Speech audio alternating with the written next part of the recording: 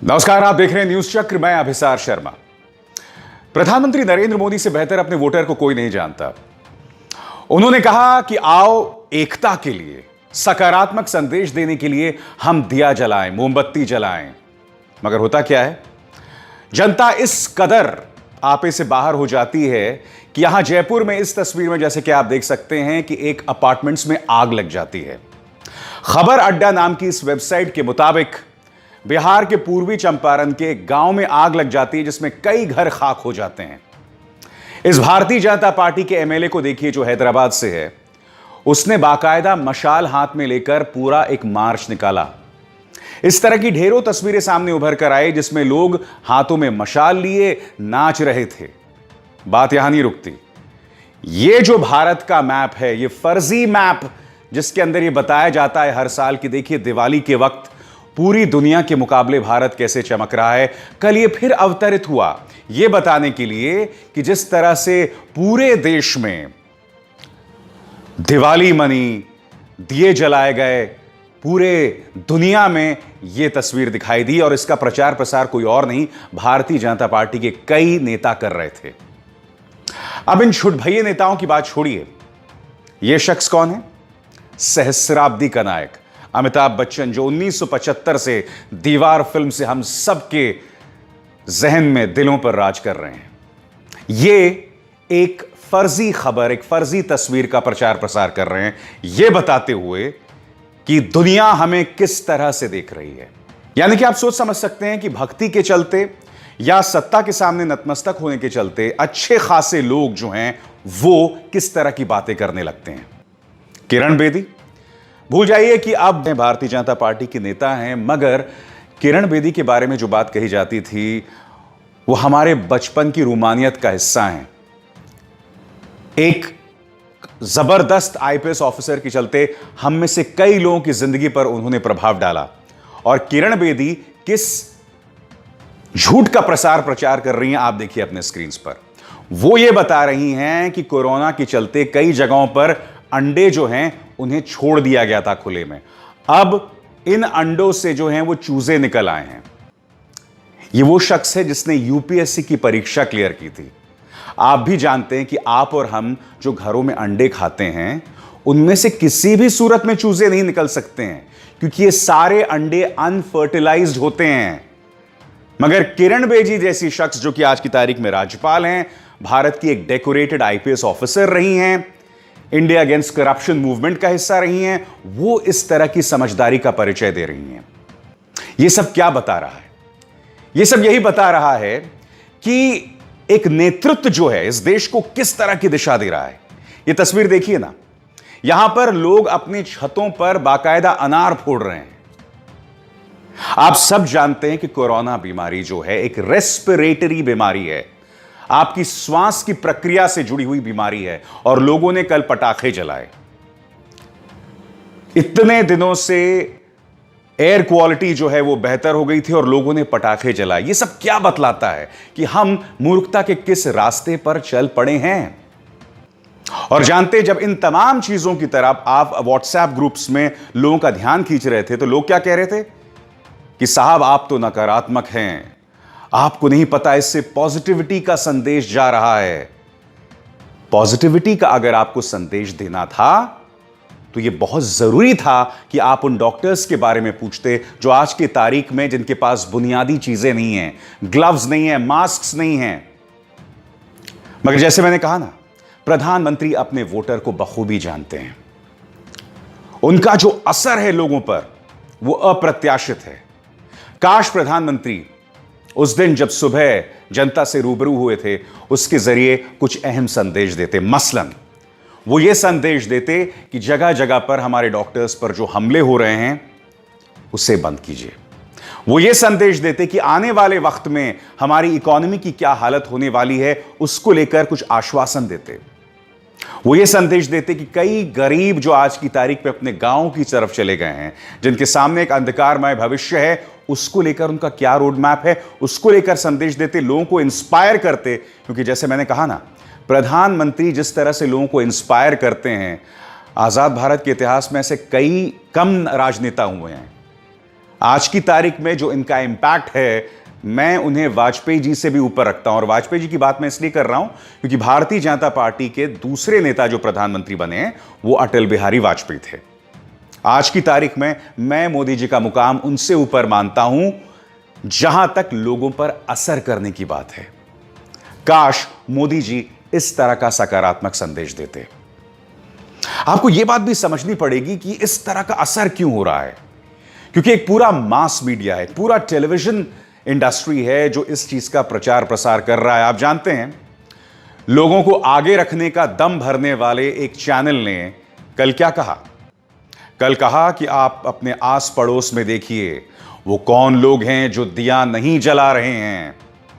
मानो चिन्हित किया जा रहा है उन लोगों को जो इस चीज में विश्वास नहीं करते।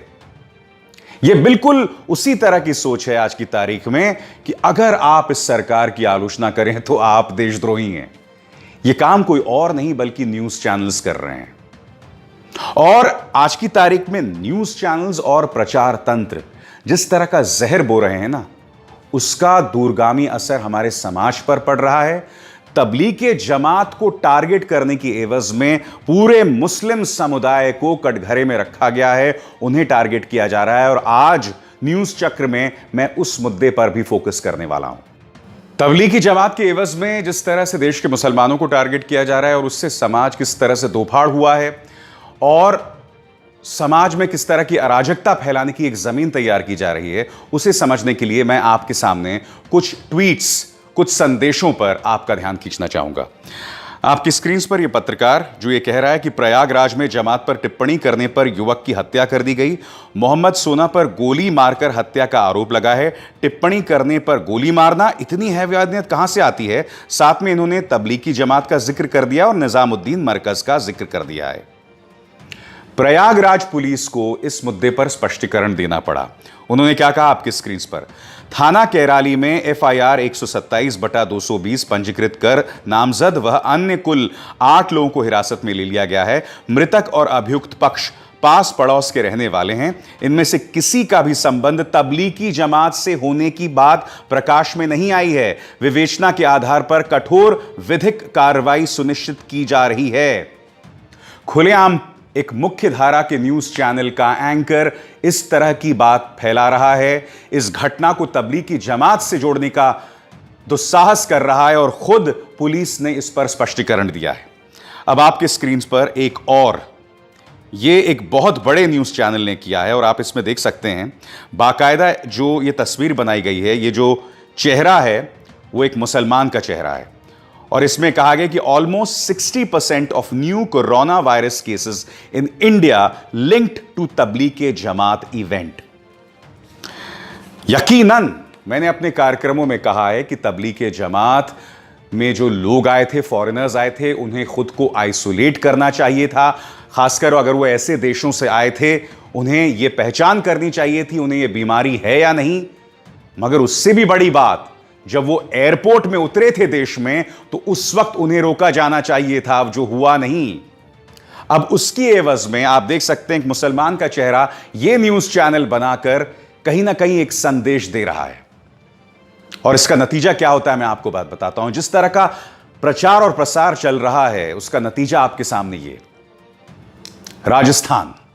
राजस्थान के भरतपुर में एक गर्भवती मुस्लिम महिला, उसे अस्पताल भर्ती करने से इनकार कर देता है। नतीजा यह होता है कि उसकी हालत बिगड़ जाती है और उसका बच्चा दम तोड़ देता है पेट में ही।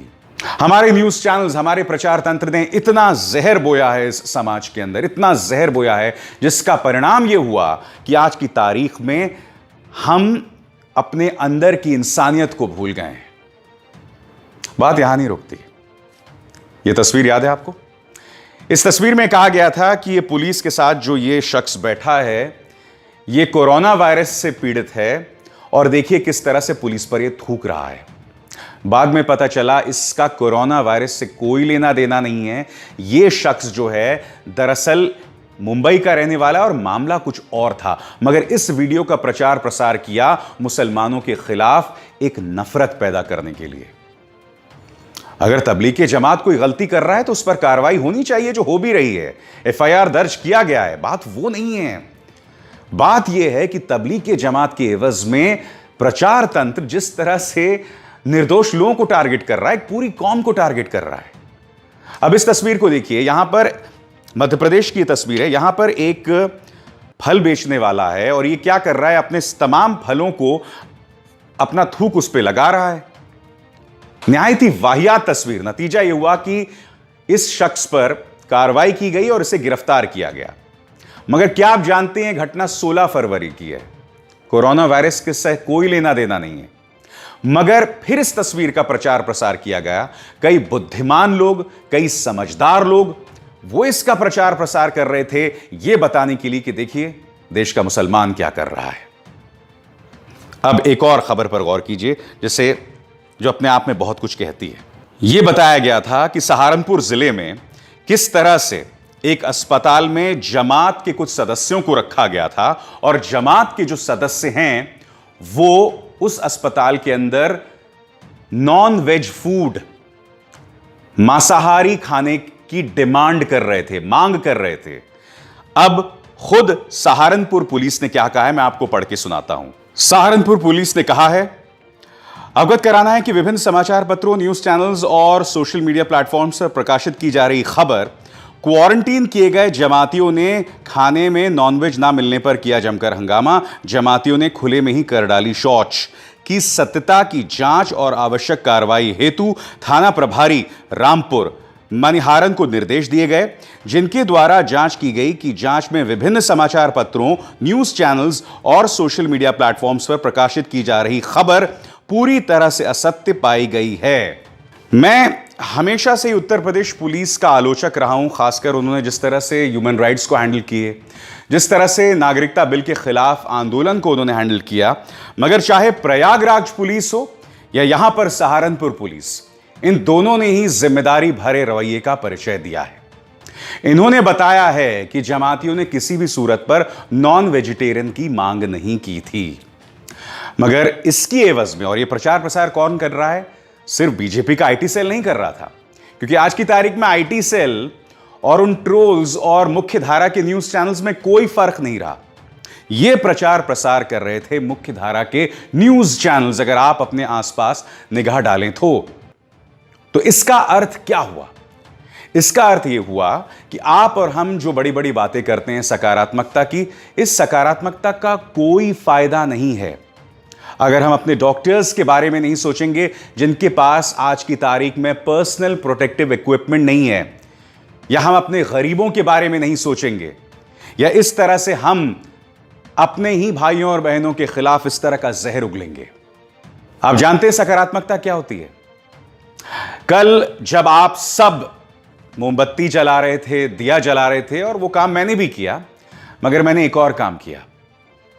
एक लड़की है सोनिया, जो जमीन पर आज की तारीख में जो लोग भूखे हैं, जिनके पास पैसा नहीं है, उनकी मदद कर रही है। और एक और एनजीओ है जिसका नाम है नो टीयर्स फाउंडेशन, जिसे हुसैन नाम का एक शख्स चलाता है।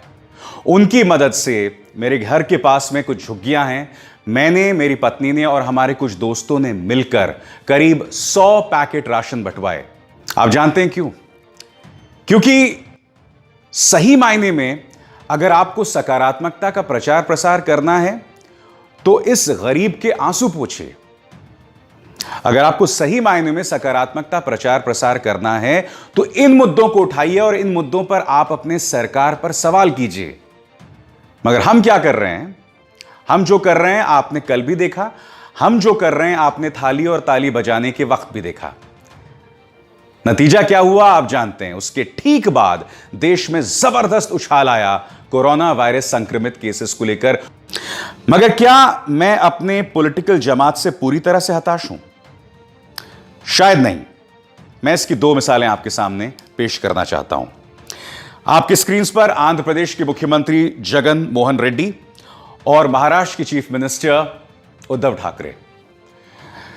शिवसेना के बारे में, खासकर मुसलमानों को लेकर जो उनकी नीतियां रही हैं, उसके बारे में एक अरसे से चर्चा की जाती रही है। बाला साहब ठाकरे ने तो बाबरी के ढाए जाने को एक बहुत अच्छी बात मानी थी, मगर उद्धव ठाकरे ने क्या कहा, इस पर गौर कीजिए। उन्होंने कहा कि कोरोना वायरस के नाम पर अगर आप अफवाह फैलाएंगे, अगर आप मुसलमानों को टारगेट करेंगे, समुदाय विशेष को टारगेट करेंगे, तो आपको माफ नहीं किया जाएगा। उसी तरह से क्या कह रहे हैं Jagan Mohan Reddy? Don't give Tablighi Jamaat religious colour. Tablighi Jamaat से जुड़े मामले को धार्मिक रंग देने की कतई जरूरत नहीं है, जो अपने आप में बहुत ही सकारात्मक संदेश है। क्योंकि तबलीग जमात ने जो किया नहीं किया, कई लोग सामने उभर कर आए थे। और मैं आपको कई ऐसी मिसालें दे सकता हूं कि आज की तारीख में किस तरह से कई मुसलमान जमीन पर हैं जो इसकी लड़ाई लड़ रहे हैं। मैंने आपको मिसाल दी नो टीयर्स फाउंडेशन के हुसैन, जो अब तक हजारों गरीबों की मदद कर चुके हैं। डॉक्टर जकिया सईद याद है आपको, जो इंदौर की उस गली में गई थी, जिनको भीड़ ने दौड़ा दौड़ा कर पीटा था, भगाया था। वो जकिया भी तो गई थी गरीबों की मदद करने। ऐसे आपके सामने न जाने कितनी मिसालें उभर कर आएंगी। ये आपको फैसला करना है कि आपको उन लोगों का साथ देना है जो प्रधानमंत्री की बात को सही ढंग से समझते नहीं हैं और अनाप शनाप चीजें कर रहे हैं, समाज में नकारात्मकता फैला रहे हैं, जहर बो रहे हैं, या आपको इन लोगों के साथ खड़े होना है जो सही मायनों में इस मुद्दे के मायनों को समझते हैं। न्यूज चक्र में बस इतना ही। आप सबसे अपील कि इस कार्यक्रम को ज्यादा से ज्यादा लोगों तक पहुंचाएं, इसे लाइक करें, शेयर करें और न्यूज क्लिक के हमारे चैनल को सब्सक्राइब करें। अभिसार शर्मा को दीजिए इजाजत। नमस्कार।